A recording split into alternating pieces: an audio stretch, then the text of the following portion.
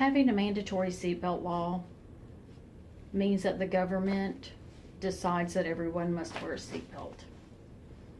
The legislation relinquishes the individual's right to choose for themselves. The government lacks the moral right to force safety on any individual. Mandatory seatbelt laws unfairly restrict individuals' liberty in the name of paternalism. This is something that I feel strongly on. I have researched it and I have studied the back history of the safety of wearing seatbelts versus not wearing seatbelts.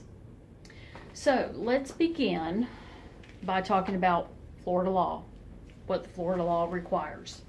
The Florida law requires that the two front passengers have to wear their seatbelt, but the people in the back don't have to wear their seatbelt. But if you're in the car and you're under 18 years of age, you have to wear your seatbelt, or you have to be in a child safety seat of some sort.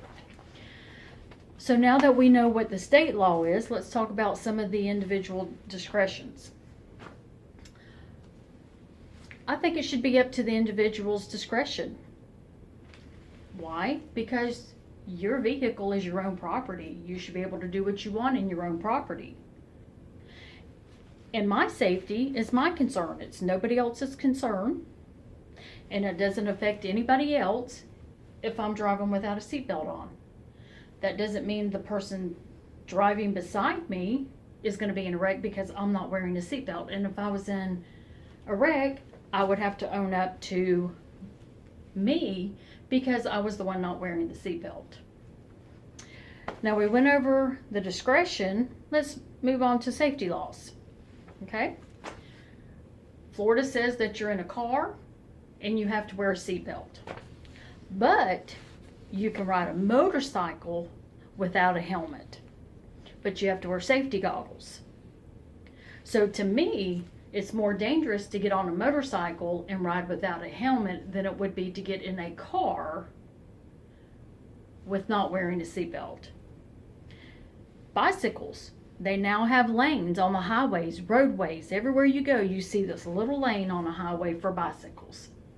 Yes, they have to wear helmets, but don't you think the person on the bicycle is in more danger than the person not wearing a seatbelt? So, to me, the motorcycle not wearing a helmet and the bicycle on the roadways is more dangerous than not wearing a seatbelt. Now that we talked about the inconsistencies of the law, let's talk about maybe quotas for law enforcement. Is it really about saving lives, or is it really about law enforcement getting quotas at the end of the month? During the month, because you know they make money on all that. They make money for their county or their city when they stop someone.